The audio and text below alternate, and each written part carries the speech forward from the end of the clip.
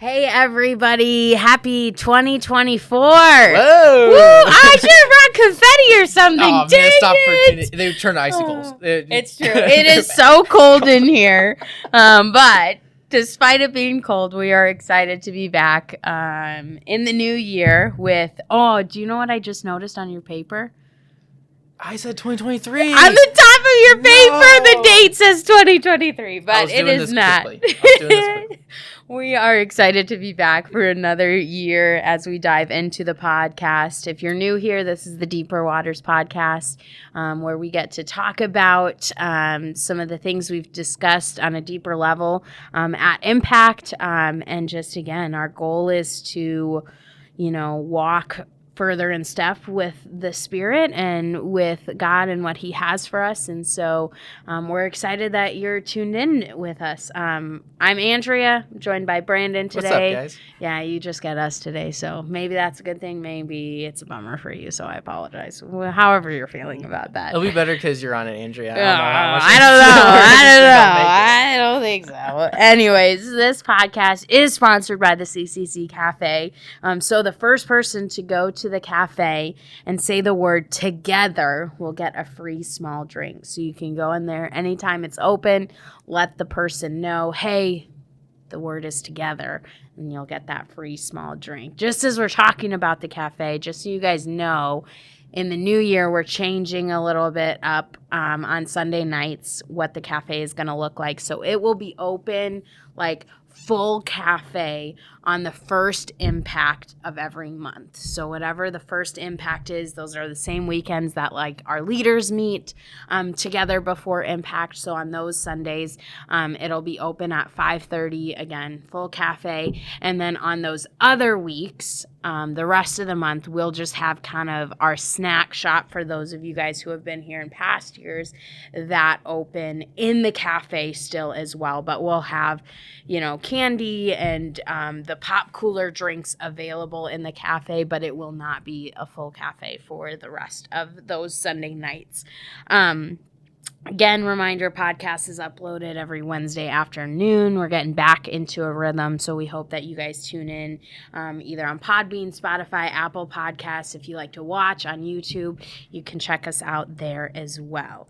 Now, a couple more announcements that we have for you guys. If you're listening to this today, on the day it comes out, tonight we have hangouts after Awana from 6 or 8 to 9-ish, and we'll be playing some board games, so come hang out. Do you have a favorite board game you like to play? I really that you're going to be bringing? I'll probably bring Settlers of Catan. I was going to say, I was going to guess that.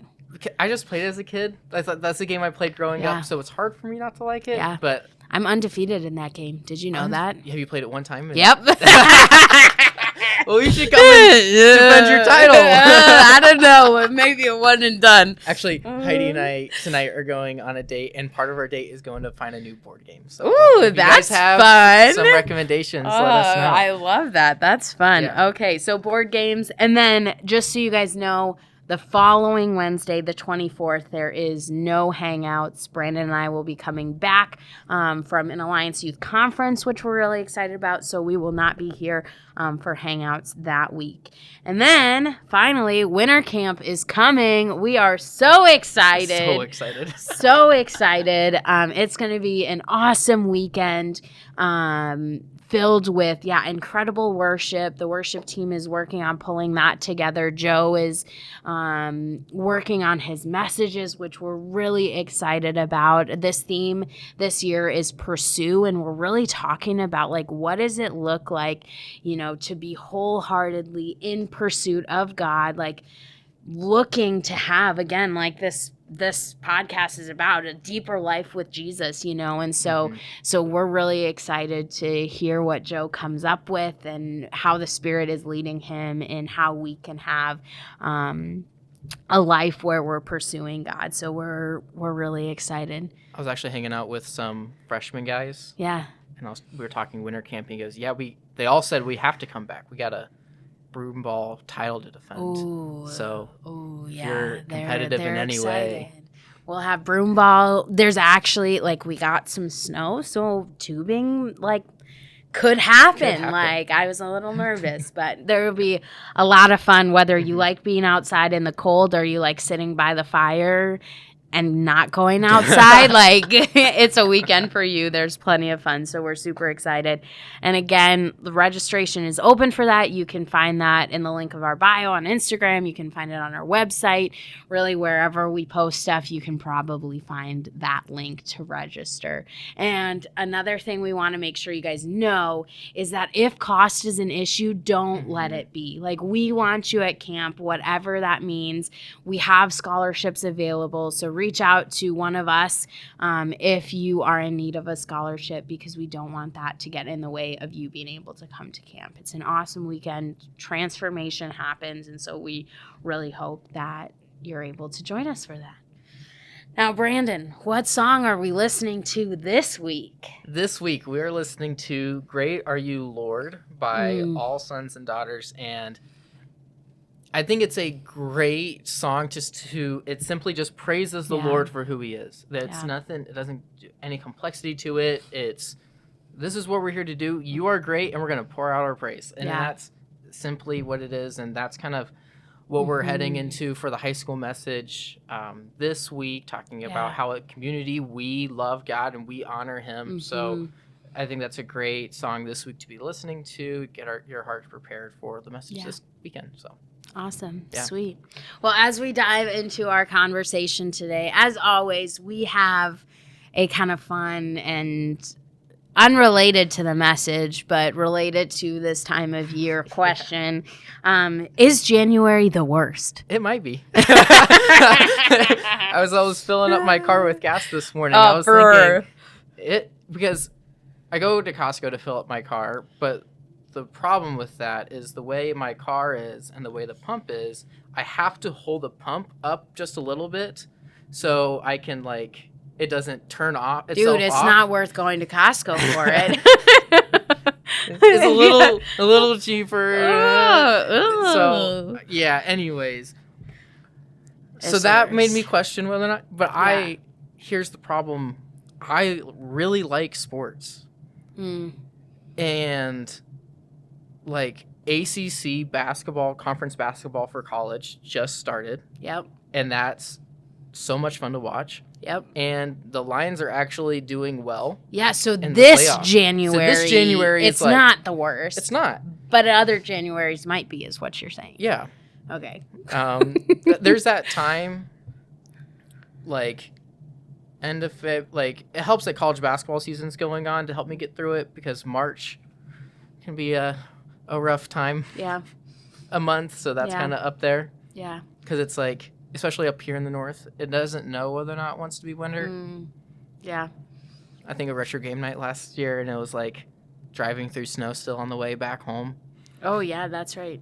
It was. I wasn't here. Yeah, I was you were somewhere warmer. I think. I think you were probably in. Were you in Florida? No, I wasn't. I think I was maybe at my parents in Virginia. Maybe that feels right. Yeah. Yeah, I think that's right. But see, my letter board at home, I have that I try and change out every month. And this month it says there's a point of winter when it goes from magical to miserable. And that's called January. So you do.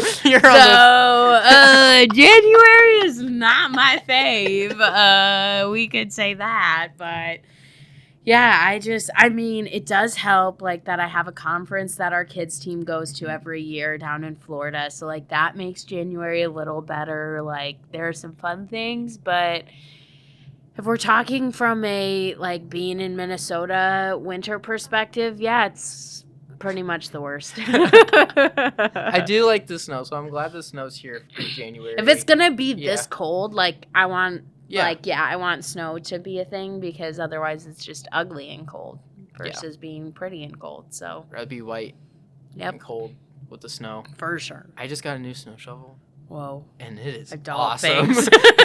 I'll let you know, it is sweet. That's awesome. I love that. All right. Well, now we're going to shift gears and talk a little bit more about the message. So, kind kind of looking at this question, what is biblical community? And that's what Brandon talked about in his message last night. And in the coming weeks, we'll be digging more into that on Sunday nights. But to start us off, can you give us an example, Brandon, of biblical community? Yeah, so this is actually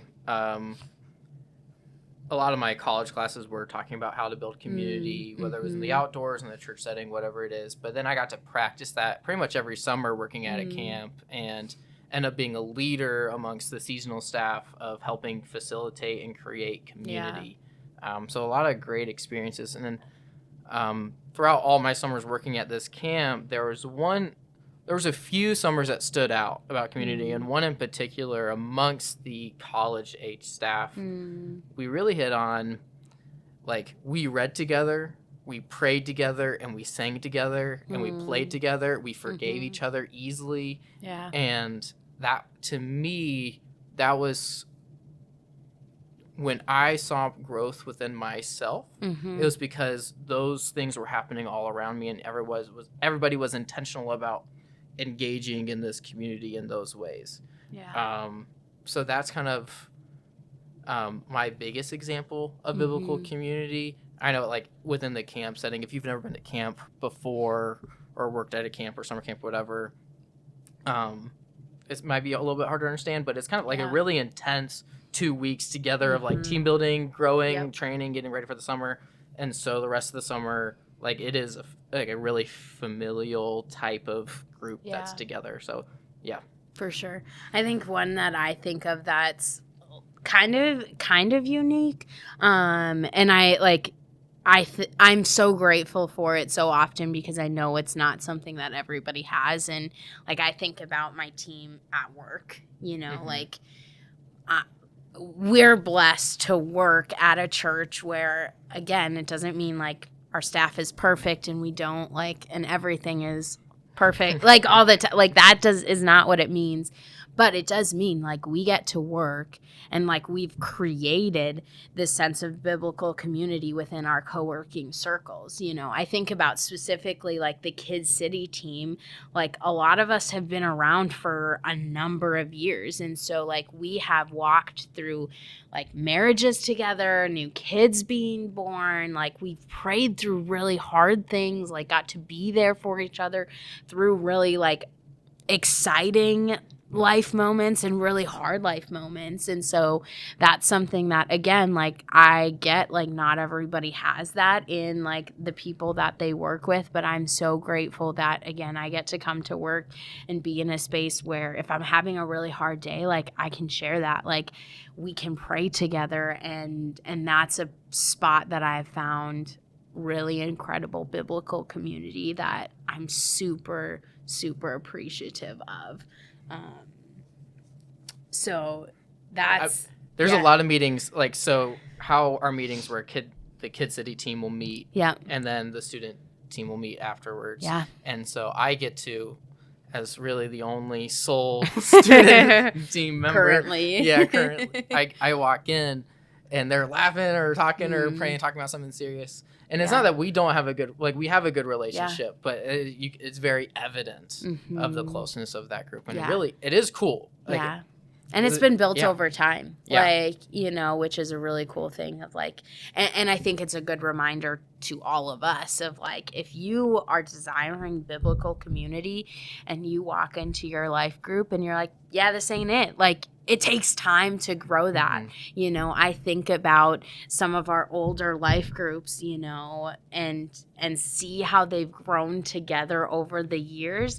Like, the 6th grade groups don't have that same sense as, the senior groups. It takes time to build that trust and that level of vulnerability with one another. And so, like, I want to encourage you that, like, in that of, like, if you feel like your life group is not that place, like, you know, what can you do to create, like, to help facilitate that in that space? But also, like, as, you know, for you juniors and seniors, as you look to head off to college, if you, like, you have to, one, be intentional about it, and two, be willing to put in the time and the effort in order to create that biblical community. Because, like I said, it doesn't happen in an instant. Like, it's something that grows over time, which, again, it's hard sometimes and it can be lonely at times.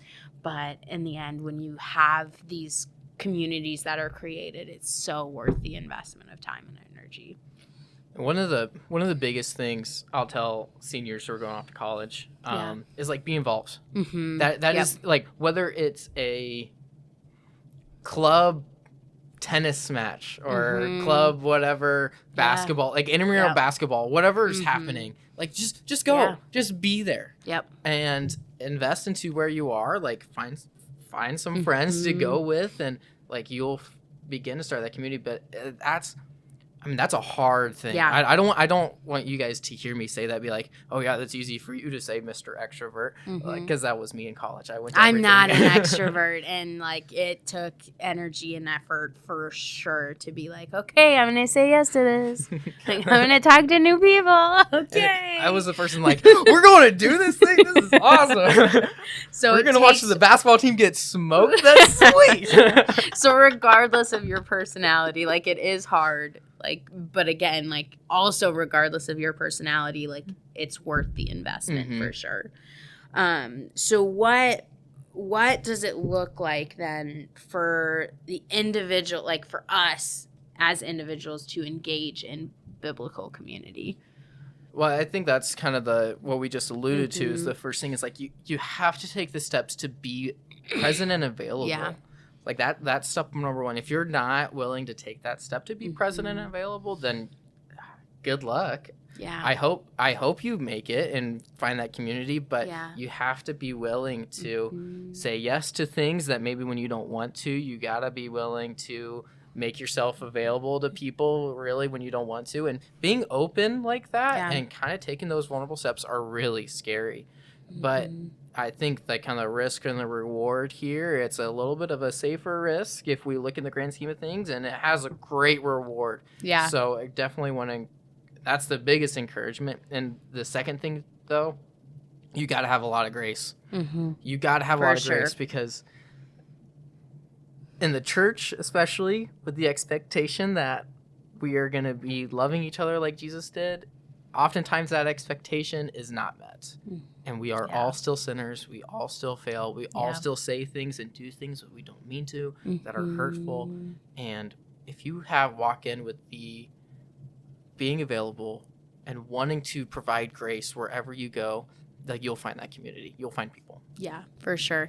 I think the biggest disservice we can do to ourselves in regards to biblical community is expect, not that he can't, but expect that God will open all the doors and make it incredibly easy, like, and just, like, hand it to us on a silver platter. Can he? Absolutely. Like, he can. Yes, for sure. But if we walk in with that expectation of, like, oh, I don't need to do anything, I don't need to put forth any effort, like, God will provide this for me, like, he can, and he will in ways, but it doesn't mean it's going to be, like, all obstacles removed. Like, there is still the effort that we have to put forth in order to do that. And the other thing, like you mentioned, you know, again, being willing to put ourselves out there. Like, I think a lot of times it's, like, to shift, especially as you're meeting new people, to shift from, like, kind of a surfacey to a deep biblical community, like, somebody has to share something vulnerable first. Yeah. Like, somebody has to be that first one. And so if that's something that, like, you want to see and, like, you want to have, like, as scary as it may be, like, the other people in that community might just be waiting for somebody else, because there's, you know, like, not to say you wouldn't be scared about it, but, like, be willing to go first and opening up the door to vulnerability, because again, like, somebody has to do it. And so if you can open that door, like, in my experience, I've seen, like, once somebody opens that and, like, walks down that path of, like, being vulnerable, like, going into depth, like, very rarely do I see things return to the shallow. Like, it only gets deeper from there. But again, somebody has to be willing to jump in first. Even when new people come and join in, they're sure. kind of like, oh, this is what we're about. Like, this is a space where I can be open. I can be honest about how I'm doing and be honest where the areas I need to grow. Yeah. And that's a beautiful thing when someone can walk into a space, be like, oh, these people are real about what they're talking about. They're real about Jesus. They're real about loving others and loving each other and being honest about, like, where they're struggling. That I think, to me, that's one of the biggest, that can be one of the biggest catalysts to someone following Jesus. For sure. Yeah. Again, like, I think, like, more and more so, like, generations are desiring such real authenticity, and so no longer do people want to step into a group or step into a community and, like, it be surface level. Like, you guys know this, like, because that's you, like, and we hear it from you guys. We experience it ourselves too, of, like, when we walk in, we want it to be authentic, we want it to be real. And again, it takes those hard steps of being willing to open the door into that. But again, like you said earlier, the risk, like, it may be scary, but the reward far outweighs that. And another thing, like, too, just like as we're talking about this idea, I think it's okay to, like, to try out different things.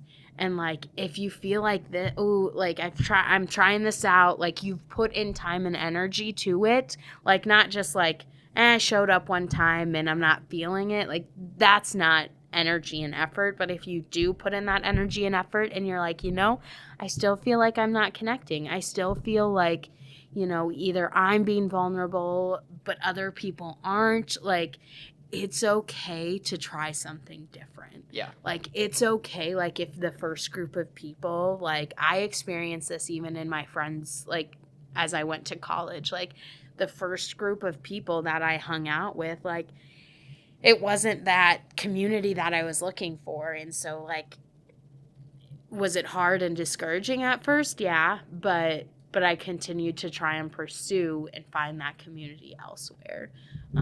So don't be discouraged or feel like, oh, something's wrong with me because the first group I tried wasn't my fit.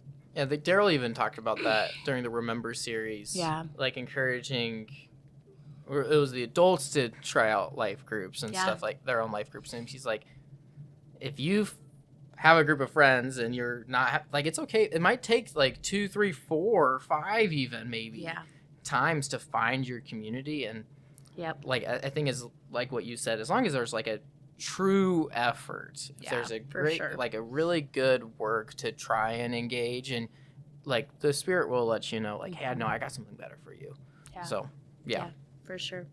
Well, as we close out, any final thoughts on this idea of what is biblical community? Biblical community can come from people you may not expect. It won't always be the people that you think you're going to be able to connect to. I think I have 2 examples. One is biblical. If you look at the disciples, like, just we had a tax collector and fisherman. They butted heads in that society, probably more so than, almost as much as fishermen and the Romans did, like, or zealots did. So there were so many just personalities within those 12 that just, in society they would butt heads and all the time, but they were the foundation of the church. The first, not the first, but, like, biblical community as we know it on the New Covenant that we have, and that is beautiful. Taking all those different walks of life and bringing them together, and only Jesus could do that. Absolutely. And the second is my mentor in college. Love the guy. He was a pastor of the church I was going to, and he actually good friends with my dad. And I thought, yeah, he's great. He is really smart, but, like, what we're into is different. Like, like really the only thing we had in common was that we were Christians and we both like Star Wars, and that's about it. Everything else, like he didn't care at all about sports, and like if you were to look at my screen time, it's like most of it's either ESPN or Bleacher Report. Yes. And so yeah, but God really was like pushing me like, no, he needs to be your mentor. And that is one of the, for my walk in Jesus, that was the best relationships I've ever had. Yeah. So yeah. Again, I think we have to just remember in community, like you said, like we don't need a community of people who are exactly identical to us. Like, you know, there is a beautiful picture of like what the kingdom will be as we engage in biblical community with people who are very different from us. And so that's a really, great reminder about like, you never know like who your circle could include. And so give it an effort, try again, put forth that time and that energy, because that's gonna be what makes it grow. So as you think about biblical community in your own life, what is your next step, Brandon?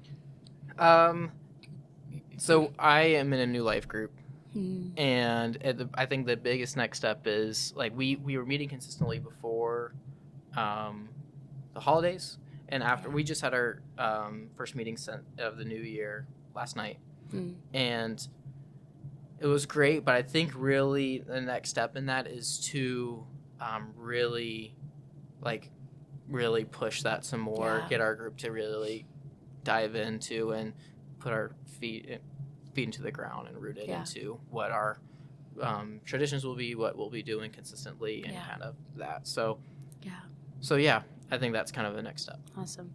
I think for me, with a young adult group that I help lead and I'm a part of, like this next year, you know, we've been trying to figure out what are we starting after the new year? Like, what are we going to dig into next? And the topic that we picked is hopefully going to bring depth of conversation. And so I'm really excited to see where that goes and to lean in and push into that. And so for me, again, it's just being willing to go first, like I said, of you know, having a willingness of depth of conversation. And not that we haven't had that before, but again, it's taking it a little bit deeper. And so I'm excited to see what comes of that. So that will be really good. Again, we want to say thanks for listening to the podcast. We really appreciate you guys. We hope that this is helpful, that this is encouraging, that this challenges you to walk into deeper waters, as scary as it may be. As always, if you have questions about anything we either talked about or something completely different, we'd love to have a conversation with you guys. We love you. We care about you. And with all that being said, we say to you, go and be more like Jesus. Boom. That was awesome.